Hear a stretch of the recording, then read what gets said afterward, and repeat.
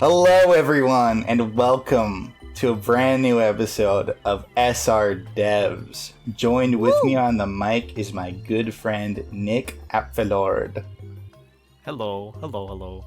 I'm klabss, and our motto isn't to make a game is to make art, and to make art is to make a better world.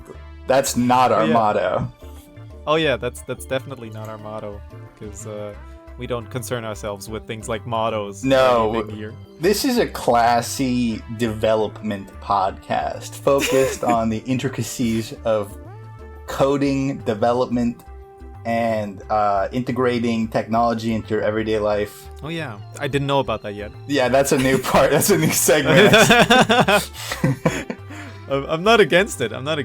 It is about development after all. And It's just, it just makes sense that the podcast also develops. Exactly. That's what this podcast is. It is a development. Yeah. In a way, the SRcast was also about development in the way that it started out as a podcast where you could literally not stop the podcast unless you wanted to start from the actual start again. And now we actually got segments and emotes and whatever. But now we we went back again with SRDevs because I took away the emotes. I took away, the question of the month, I think.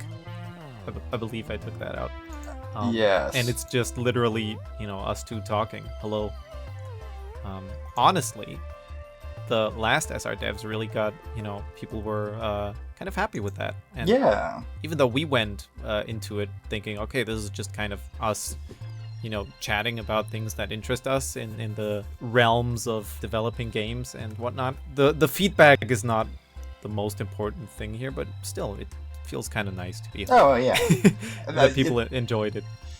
It's nice to start a new project and then people say, oh, this is amazing, make another one. And it's like, all right, that's sweet. That is true. That is true. And, we removed a lot of the little extra fun, flashy bits that are in the SRcast. But maybe that will give us room to grow into making new features that are cool in different ways. I personally don't have any in mind yet, but who knows? Maybe we'll... those things just come with time, I think. And exactly. You know what else they come with, Nikolai? What do they? Development. No! Yes. Almost as if you planned this all along. And that segues us well into my recent comic, Yes and No. Ah, yes. Is that about development too? Or is that about... That's about you saying no and me saying yes. That's about the... What does yes and no...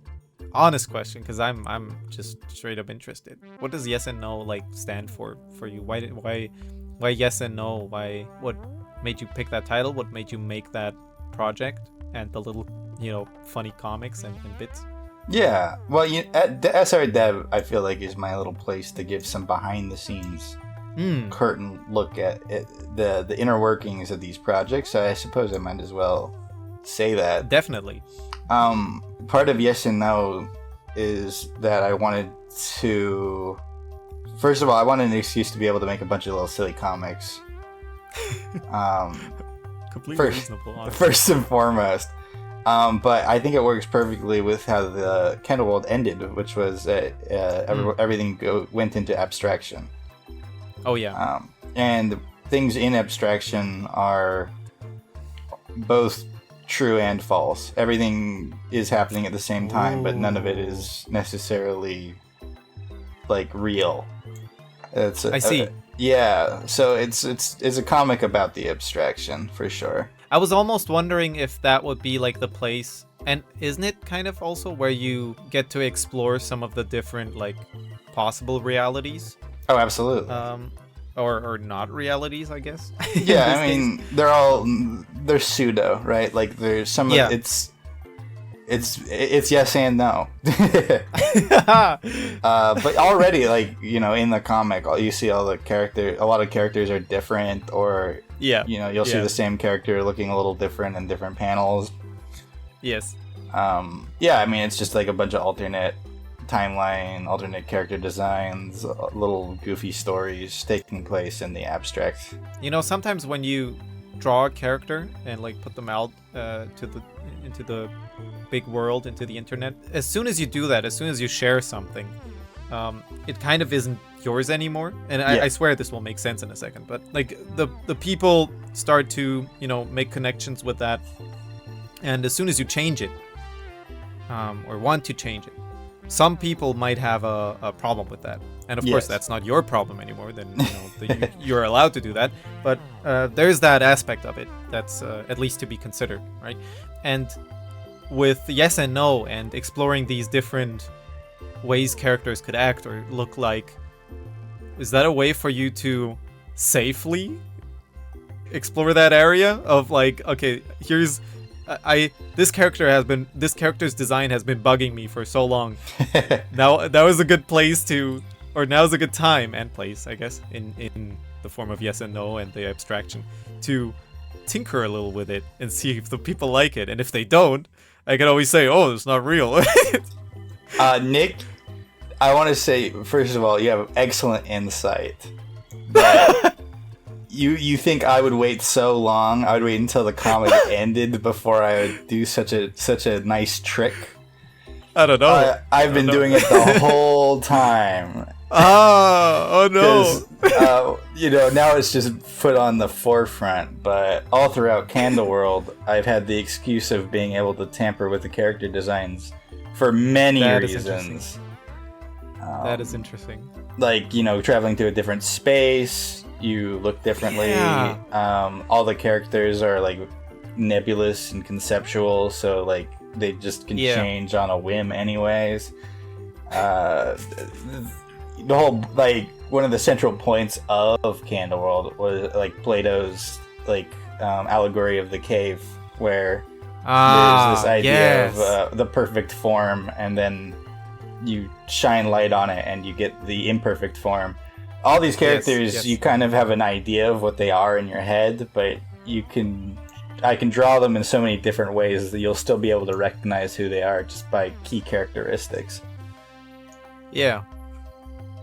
So as long as those key characteristics remain, like, I can draw them however I like. And that's something I also explored a lot with the character Blue, because their characteristics changed a lot throughout the series. Oh yeah. Obviously I know a good bit about Candleworld and how it's built, but still I sometimes wonder, okay, is this just, especially for Blue, is this just his new design in this world? Didn't he look a little different? What is this new form of him? Yeah. And I guess you're right, that was your way of exploring that, and it was always there. Yep. Yeah, which Blue is such a cool way. Definitely has the most in that, and thank you. I think there's almost 30 designs for Blue right now. Jesus. Yeah. At first I was like, okay, so when I think about what the word character means, or the characteristics, the word by itself, means that there's something definable, right? This is a character, and this sets them apart from this other character by their characteristics and whatnot.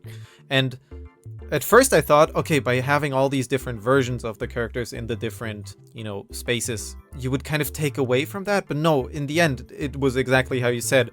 By keeping a few key components that are the characteristics, it's how they act, I think, most importantly, I guess. Mm-hmm. And then, some looks, like if a character has certain horns or something, like Blue. Yeah. I guess that stays. So they are still characters, after all, even though they are being like warped and changed a little through the different spaces. That's the physics of Candleworld. An inspiration for that is a very early form of storytelling is the archetype, the persona. There is like the French des arts masks, where you there's 10 characters, or I think it's Italian. I don't quite remember where it originated. Some European. You can tell I'm American because I have that. I don't even know myself which it is, so you're good. But basically, there were these comedies where it's like, as long as you're wearing this mask, it's clear what character you are. Ah, yes. And then everyone made different plays starring these characters, and these characters kind of turn into just a concept. And you're viewing it on stage, someone embodying those concepts, and like the physics of Candle World is that that's true for everything.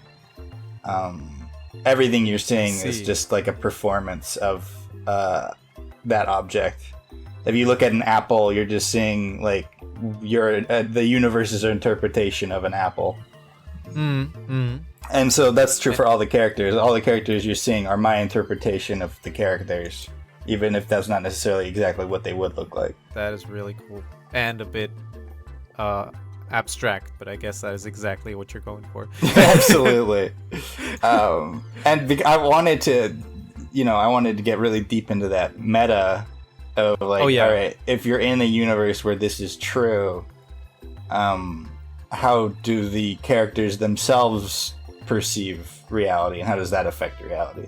And so that's where you get like the derivative layers, where each person is perceiving something, and it changes with each perception. It's like a game of telephone. You start with a word and you whisper it into someone's ear, and then they whisper it into someone's ear, and you see how it changes with each person. And even with the community fork, which is another, a big like storytelling project of yours recently, I think, or is that another one of those where, and I have to be honest, I don't get the entirety of it, but where the character, I forgot the name now. Is it? They're unnamed.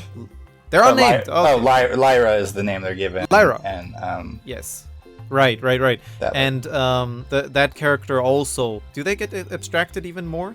Is that how you could call that?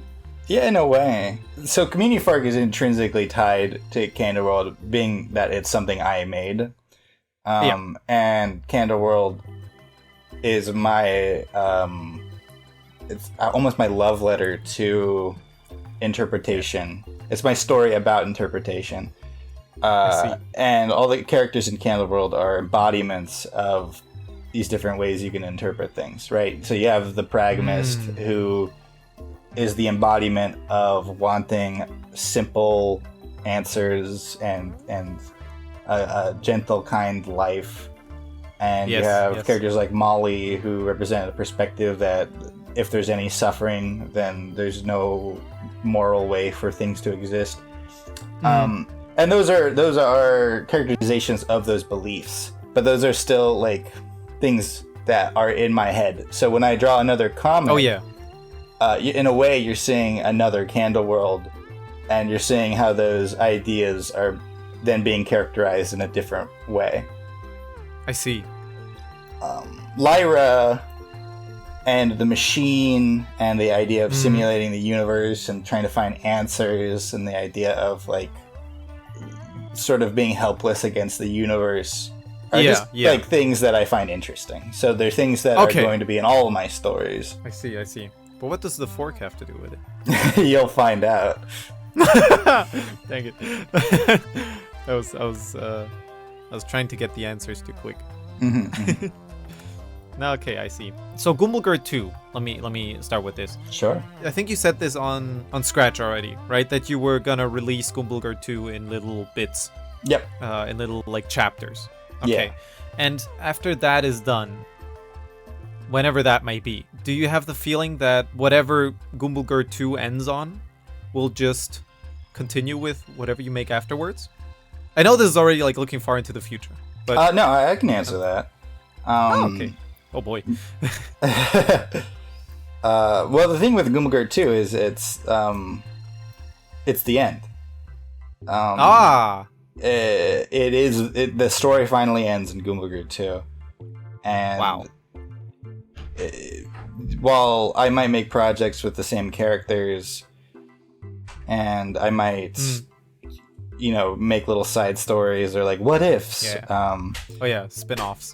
Yeah, at the end of the day, that is the actual ending to Candle World. My Exciting. personal plans are to... I have like a couple projects I'd like to finish up. I might even have I might not have actually finished Yes and No or Community Fork, so I want to finish those too. And there's some games. I have a lot of game ideas that I still want to do on Scratch, but I really am. Candle World? You mean What's that? that have to do with Candle World or just in general? I have a couple. I have that board game I want to do. It's like a Candle World board game. Cool. Italian chess, I heard. Yeah, no, it is not. And I might want to make some more Shloopy episodes or something silly, Yeah. But I'm starting to get like a little tired of how slow Scratch is when I'm trying to like do graphical processing or I'm trying to do a bunch of computations. My biggest thing is like I really want to make that Zayu's game, but Scratch is just kind of a bit slow for it. Oh no! No! All right, you guys, it's the Dev podcast. You get to hear the behind the scenes pronunciation of Zayu's. Zayu's or Zayu's is what I find myself often saying. But cool. Anywho, I had to say it eventually. So Zayu's game is a game I just so deeply desire to play. Like I want to play this video game. But it's just Scratch is making it really annoying. Isn't that the greatest motivation ever? I want this play thing to exist.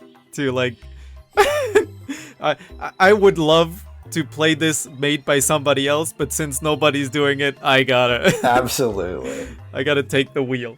To tell you the truth, Zayu's game is almost like a spiritual successor to, I would call it the original Gulagurt 2. When I was a kid on Scratch, this is around ages 9 through 13, I constantly talked to my online friends about a game I was working on called Microscopic Life.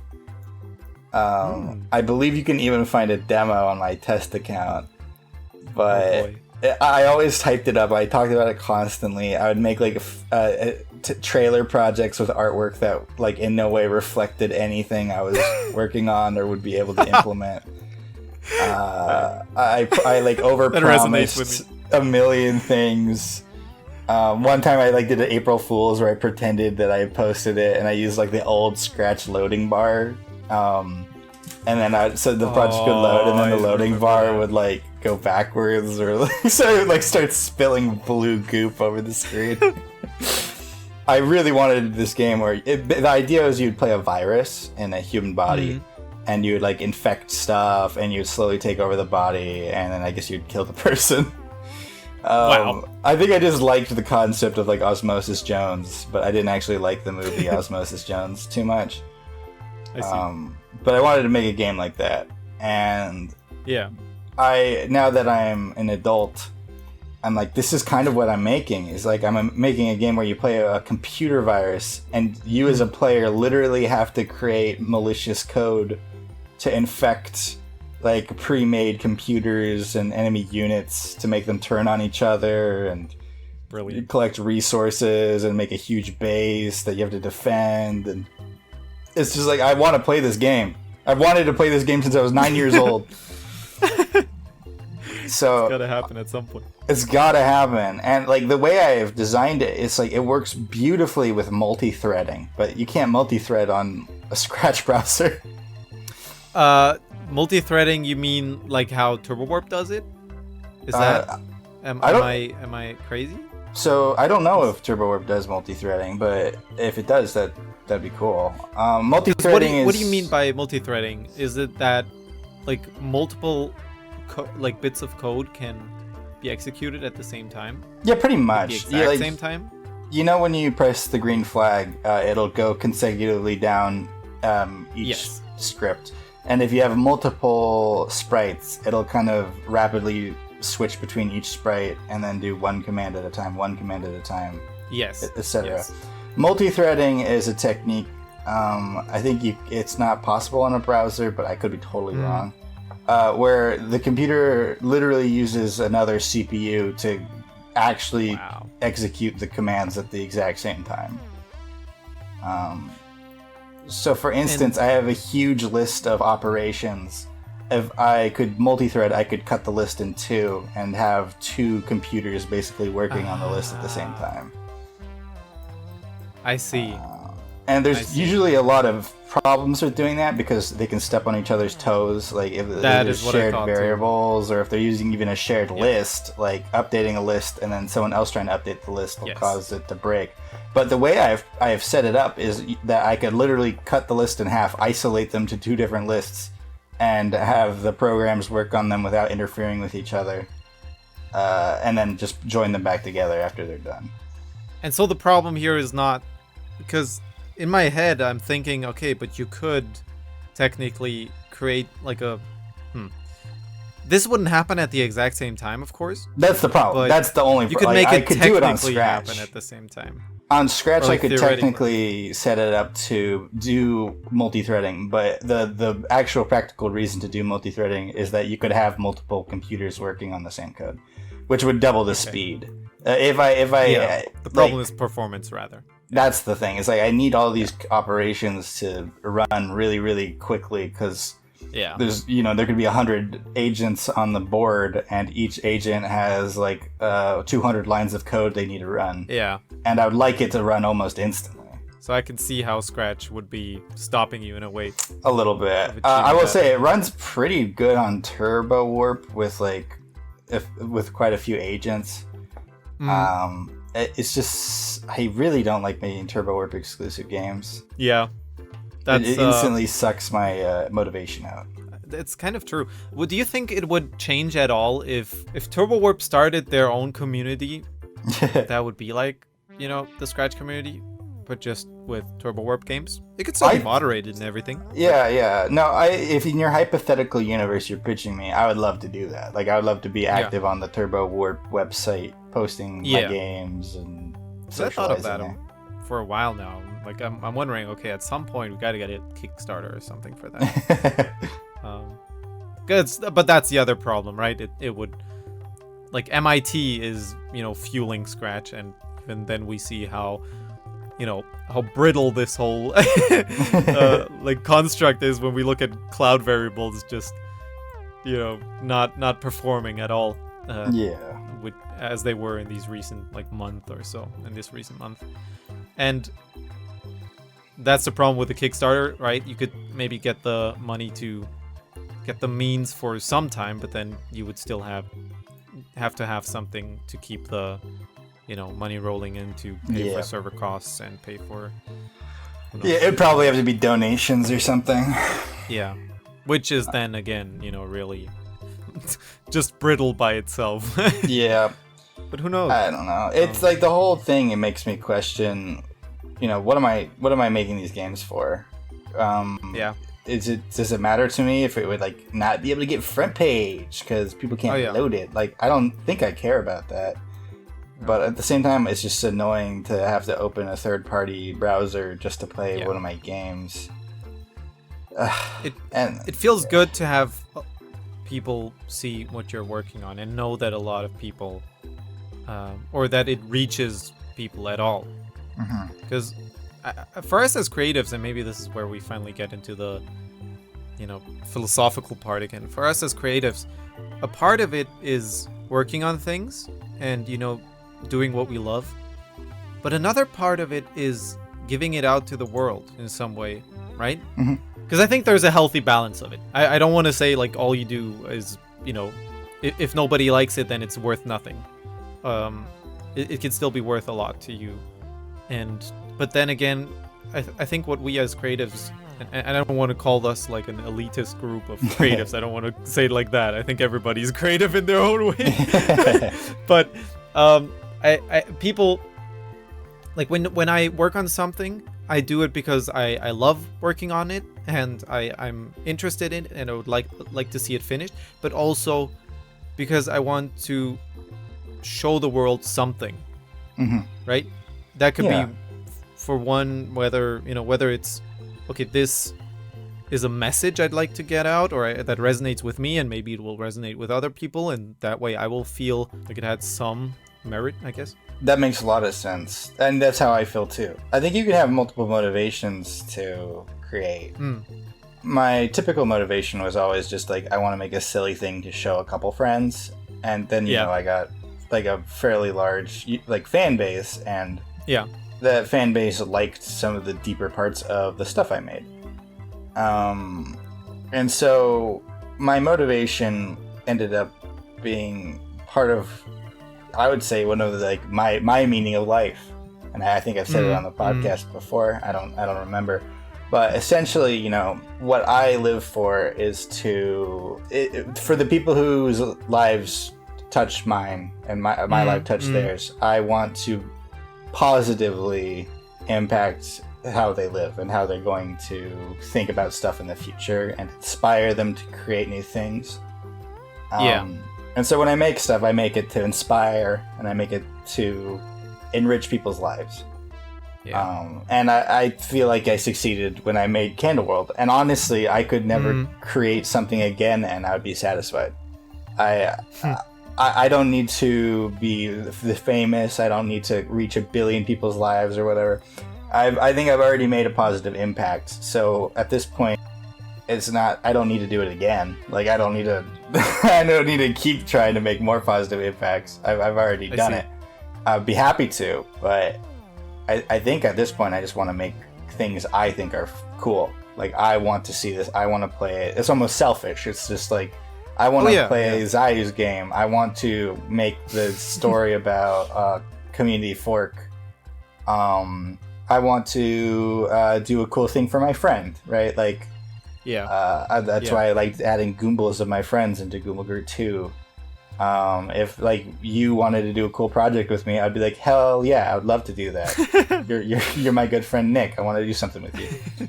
But my motivation definitely has shifted from just like trying to make a cool thing that I know everyone would enjoy to something more personal for me. That is great. I think you have said this in a podcast before, but it's great to hear it like this again and you know in more detail.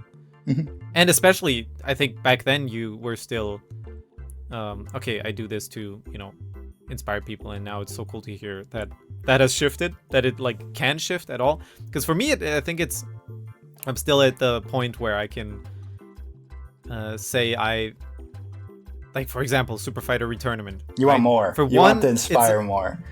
I want to inspire more. I want to celebrate in a way.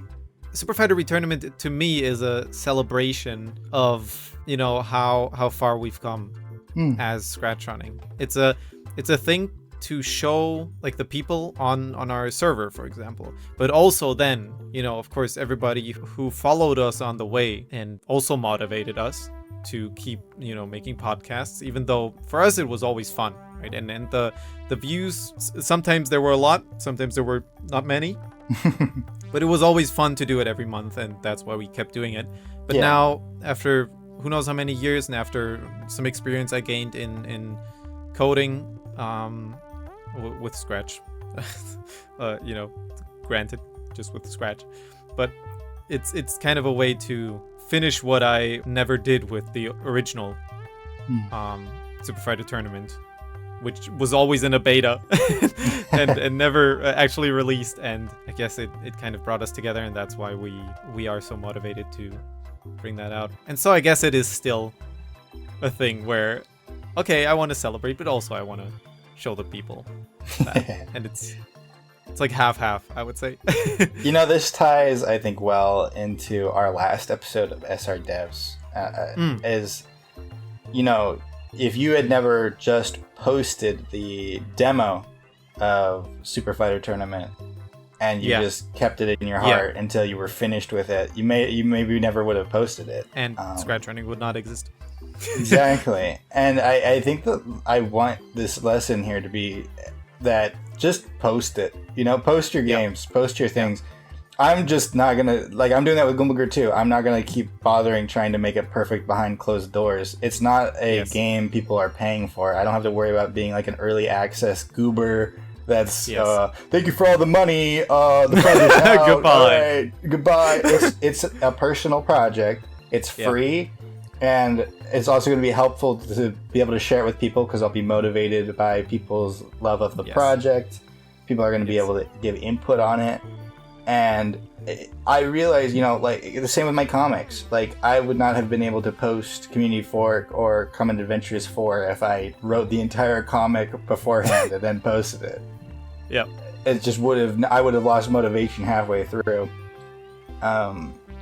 So I'm gonna post Gumblegurt 2, and it's gonna be completely unfinished, but I know it being posted, people are gonna be excited for the next chapter. People are gonna be excited for what comes next. And part of why I say this is like I would even urge you to post like Super Fighter Retournament, to just get it out there, let people play it. Yep, which is funny because on the last SRcast, we did say we're just gonna post a demo of it because we've been sitting on this for so long. It feels weird to post all the GIFs and all the stuff that is already done.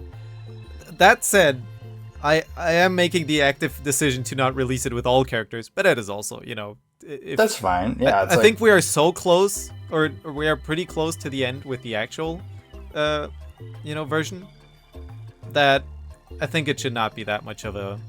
It's a teaser of sorts. Depending on how long it will take, who knows? We're all, busy people. I feel better having the demo out already and having people see, and maybe the feedback we'll get will be so helpful in this like last stretch of the main game, of the full release. Who knows? Yeah, I'm excited for it. Exactly. So mark your calendars, 22nd of May. I hope this SRDevs. I hope I get the time to edit this before then, because otherwise it's gonna be quite funny. That's alright. But should be fine. I think there's one other thing, if I may, like do a bit of a, it's not really a segue, but I just kind of wanted to talk about this even last time. Yeah, for sure. But just didn't have the time, and it has to do with, obviously, Super Fighter Retournament being something we work on right now, and me pausing, Turanga for it.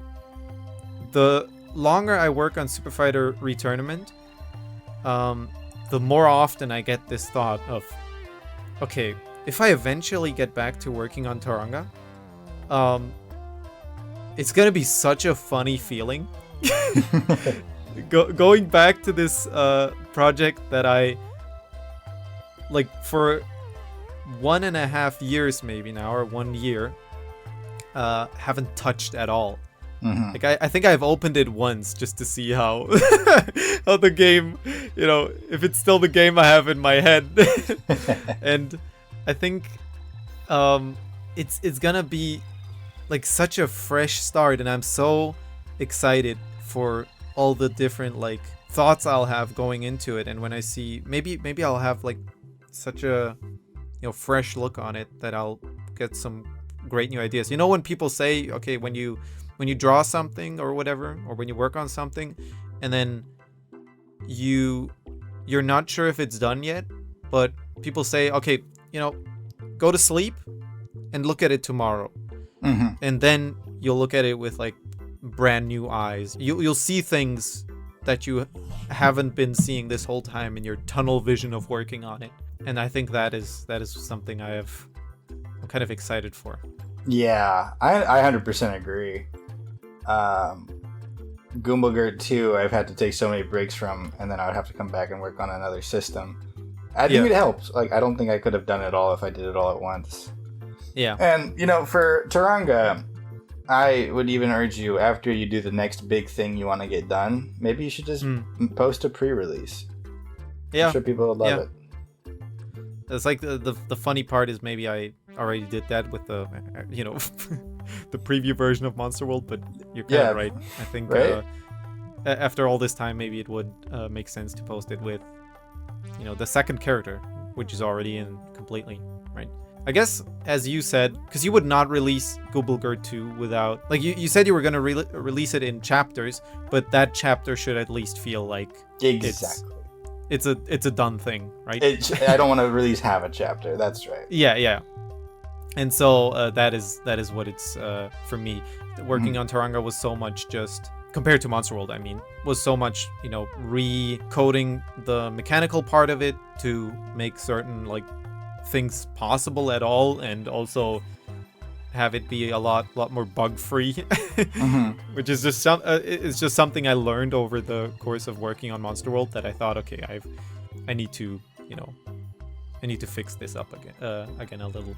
And who knows, maybe I'll have the same thought when I come back to it soon. I hope not, but I would argue, from what I've seen, you have more than a few chapters done in this. Oh yeah. I just now is the part where I need to actively like do the put the story bits in. And that, you know, the story bits are like, people are playing Taranga mostly for the gameplay, so that is true. It would make sense for you to do a story update that like has all the cool bosses and like cool side stories and side quests. Like that's something you could do later. But right now you've really polished the gameplay to the point where people will love it. People already loved the preview.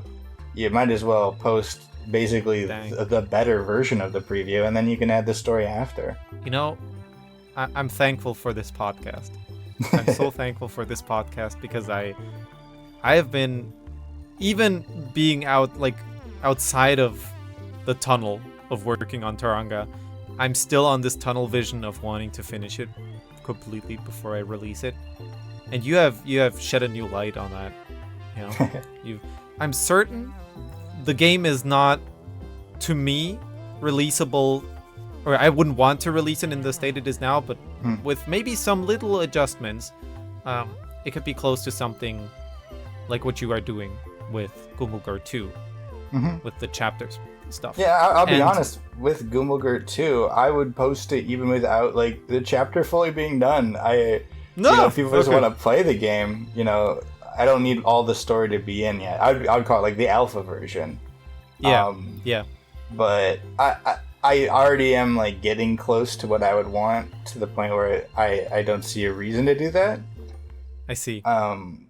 But like, you know, in your case, I want you to just close your eyes and imagine a world where you do these polishes that you just mentioned, and you make it feel a lot more coherent, and you post it. Like, aren't you gonna feel so proud of it when it's out there and people love it, that it'll inspire you to just like save a copy and then start working on the story bits? Incredibly so. Yes. And thank you for making me realize that right now. I was tunnel visioned on, it needs to be done. It needs to feel like you bought it for $20 on Steam. But they are buying it for $20, you know? It's like, it'll get there. It'll get to the point where you have a game that is worth money, and you posted it online for free because you're a generous person and you made this cool thing that's a passion project for you. But there's no reason to make it harder. And not sharing what you've created with people makes it harder to be motivated to work on it. Definitely.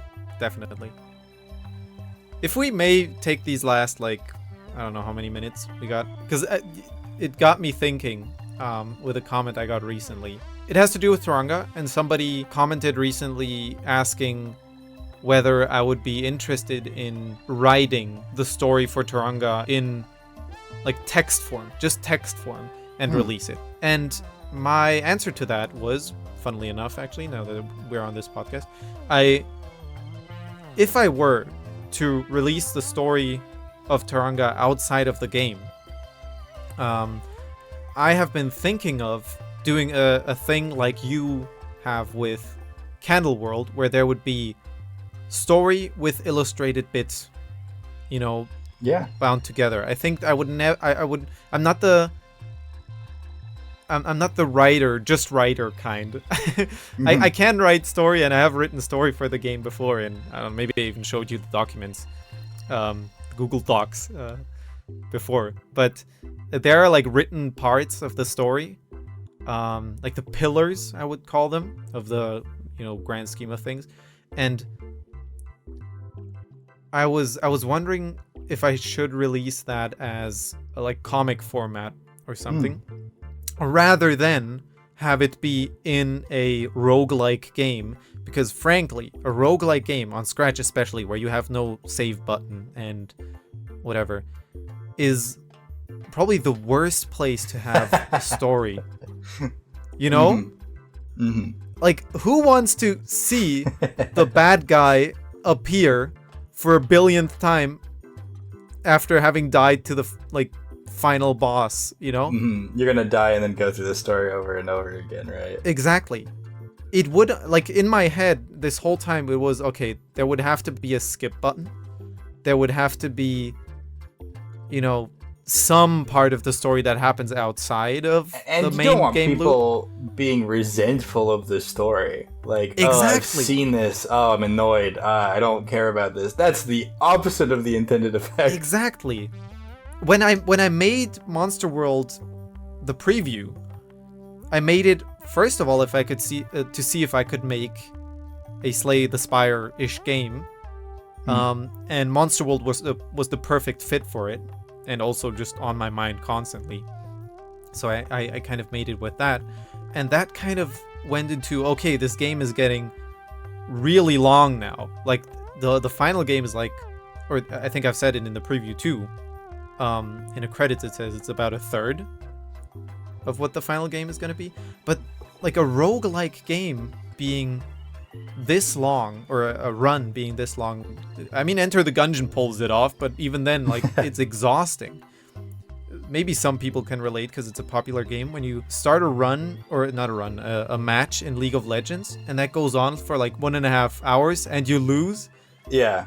That's a terrible. Yeah, it's excruciating. Yeah. And couple that with story that you have to go through every time. Yeah, imagine if you had mechanics. to like read through like 15 minutes of story while you played League of Legends, and then you'd lose and have to do it again. Here, Nick. This is flawed. I actually heavily empathize with your situation because Gumbagurt 2, I have a lot of story I want to wrap up, but there's also people who just played Gumbagurt 1 that want to play a Pokemon game, right? Yeah. And I'm already transitioning to a comic format, so it's going to be half Pokemon, half like Common Adventures 5, right? Yeah. And I know there's going to be people who don't like that. I can imagine, but yeah. But I have some things, right? Like, so like I'm making it for me personally, right? So it's gonna be a niche, and then also you don't have to like replay the story over and over, so I don't have to handle that. So I have a couple things I feel like I could say for you for your situation. Please, I'm begging you. I would say the majority of people who are in love with Monster World are unfortunately not looking to have like a story game. Absolutely. Yeah, like they're there because they love the mechanics and they love the artwork, and like it's just such a cool game. But you still have a story you want to tell.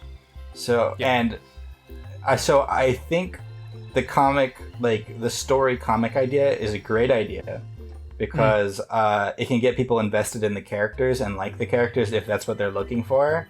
And then they can go play the game and be like, oh, I know these characters. I love these characters. So I think it would have to be probably like a prequel, right? That way, like, you get introduced to these characters and then you play the game and you recognize them. Because if it's like a sequel comic, that doesn't make sense. And if it's concurrent comic, that's a little difficult. Because it's like, when is this taking place during my adventure? So that's one option. Another option is you have the Turanga just like mechanic fight game mode, and then you could have like a campaign mode where it's like a preset seed and there's more things you're going to encounter along the way, and they're like checkpoints. Exactly. Honestly, but that's going to take a little bit of coding though. So like, if you're already that's fine. JSON. That's fine. That is true. That is very true. But I have honestly, this has been floating in my mind, and I'm glad you're suggesting it, because that confirms it a little more. That the runs are gonna be so long that, to me, it's not a bad idea to make in my head it was always called easy mode. And it would, like, you would have easy, standard, hardcore. Hardcore would probably not be as silly as it is in the current game, but would still be really hard. But it would have easy, standard, hardcore, and easy is with checkpoints and, I don't know, maybe even a save code. I think you could easily do saves. I think you could, if you're worried about this game being too long, Nick, I could help you make a save system. It is not hard. Oh yeah, okay. Well, that sounds good. But then, the story part is the other thing. And I have been thinking of prequels, because I think I've said it before, but the storyline that happens in the game currently is an exact middle point of the entirety of the Taranga storyline I have in my head. Okay. Or not just in my head, but written down too. So there are things I know that happened before the game that led to the things happening in the game. 2 comics. And there are things, yes, and no. Well, not the comics that I made as a kid. Those are actually after. I'm saying you should make 2. You should do a prequel comic of the game and then a sequel comic. Yes. And the sequel comic, funnily enough, is what I did as a kid. I just didn't know it yet. The comics I was writing back then, they kind of play after what happens in the, I'm gonna call it the Taranga game now, the roguelike game. And it was just funny for me to, and that's what I really loved about, working on Taranga. It was cool for me to have all the stuff I want to happen in the future, and using that as like a, sometimes people say, okay, you have to really start from the start because the building blocks are the most important. But to me, it was start really from cool. The ending is great. Yes, start from the ending, and then I had all these pieces I could just make, flow into this timeline that would eventually, or this story that would eventually happen, and why. And back then I didn't, pay any mind to why the things happened, but now I can give them meaning. Yeah. And that was really cool, and that's what I've been, that was a large chunk of what I've been doing for Taranga while working on the game too. And that's just something that I never really stopped thinking about, even when I'm working on Super Fighter Retournament. Like I go to bed sometimes, and to to fall asleep, I just kind of think of, okay, what if? Or how can I work on that? Or how can I work that story out more? So yeah, absolutely. So maybe the comics are a good idea for prequels, and maybe the comics are a great idea for sequels, even. Yeah. And the game should just be that, a game. I would recommend that. I would recommend the next thing you do is polish up anything you're currently working on. Maybe add a save code system and just post it, Oh yeah.